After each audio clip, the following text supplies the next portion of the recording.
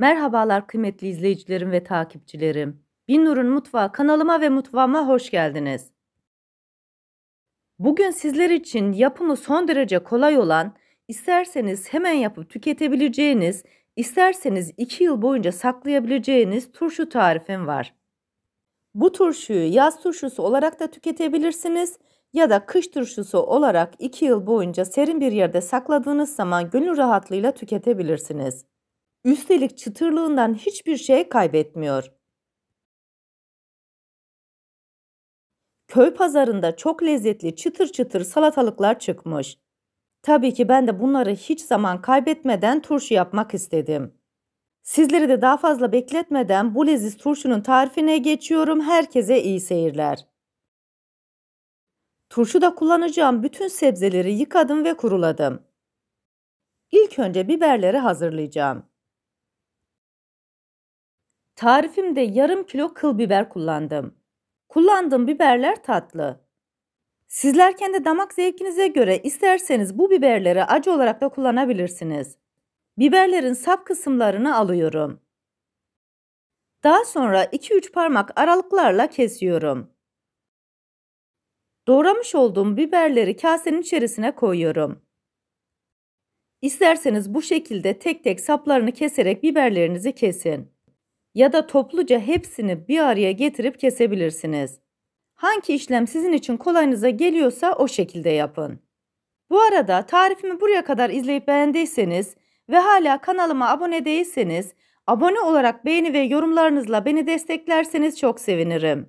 Biberleri hazırladıktan sonra salatalıkların da uç kısımlarını alıyorum. Bu tarifimde 1 kilo salatalık kullandım. Köy pazarından almış olduğum bu salatalıklar hem çok küçük hem de çok lezzetli. Sizler de turşuyu yaparken küçük küçük salatalık almaya özen gösterin. Sap kısımlarını almış olduğum salatalıkları dairesel şekilde videoda görmüş olduğunuz gibi doğruyorum. Onların da hepsini kenara koyuyorum. Tarifimde 10 diş sarımsak, 5 adet de cin biberi kullandım. Kabuklarını soymuş olduğum sarımsakları küçük küçük parçalar halinde doğruyorum.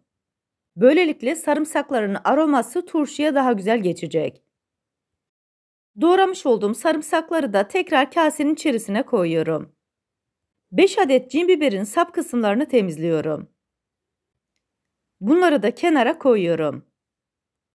Yarım demet maydanozu güzelce yıkadım ve süzdürdüm. Gelişi güzel olacak şekilde maydanozları doğruyorum. Bunları da kenara alıyorum. Tarifimde 1 kilo domates kullandım. Domatesleri kabuğuyla birlikte rondonun içerisine küçük küçük parçalar halinde doğruyorum. Kök kısmını temizliyorum, küçük küçük doğruyorum.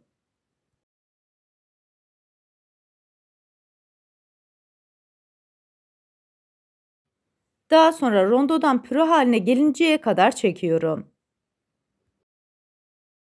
Bu arada tarifimdeki bütün malzemeleri videomun altındaki açıklama kısmında ölçüleriyle birlikte paylaşıyor olacağım. İsterseniz oradan da bakıp faydalanabilirsiniz. İlk yapmış olduğum domatesleri kasenin içerisine boşaltıyorum. Birkaç tane domatesi çektikten sonra diğer domatesleri de rondonun içerisine koyacağım. İçerisine ayırmış olduğum 5 adet cin biberi de küçük küçük parçalar halinde koyuyorum. Kalan domateslerle birlikte bunu da püre haline getireceğim. Böylelikle cin biberindeki acıyı sosun içerisine koymuş oluyoruz.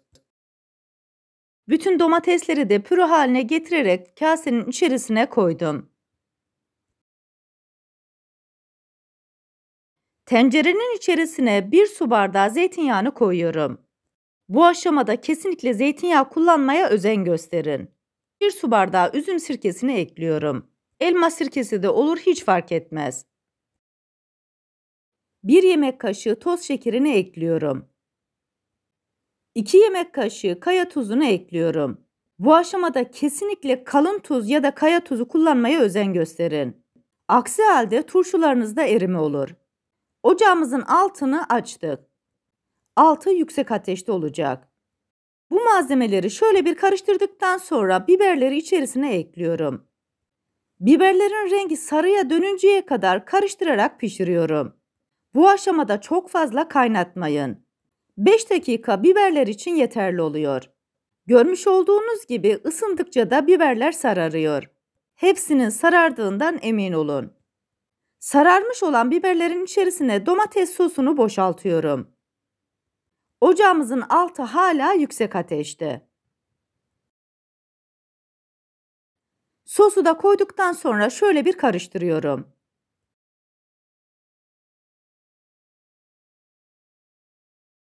Daha sonra küçük küçük doğramış olduğum sarımsakları ekliyorum. İçerisine maydanozları da ekliyorum. Bunları da diğer malzemelerle birlikte karıştırıyorum.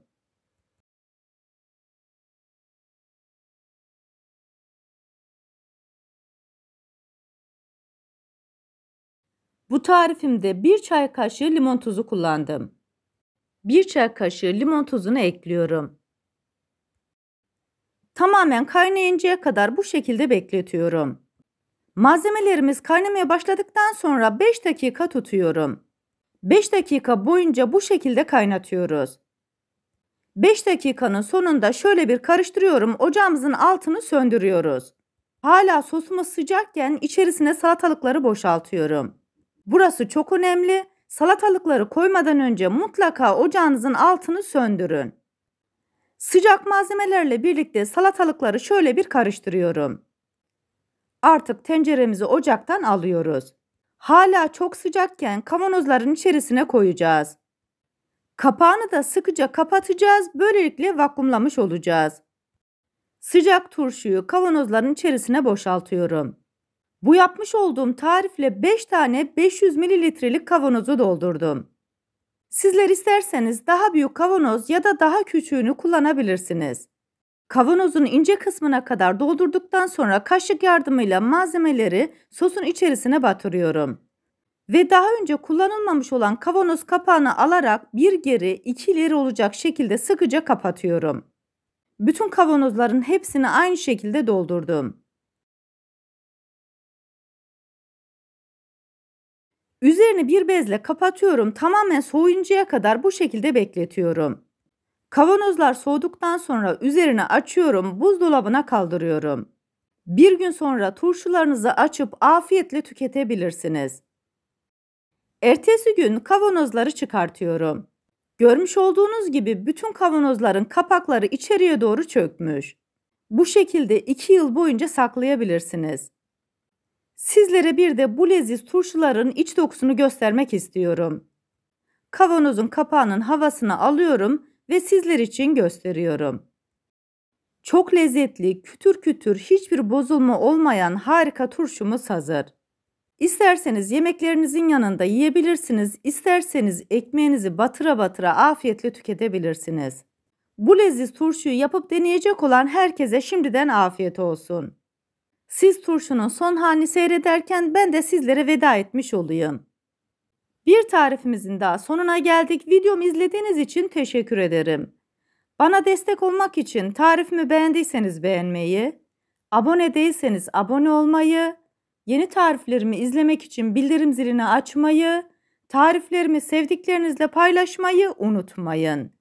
Her şeyin gönlünüzce olması dileğiyle hoşça kalın, afiyetle kalın, Allah'a emanet olun.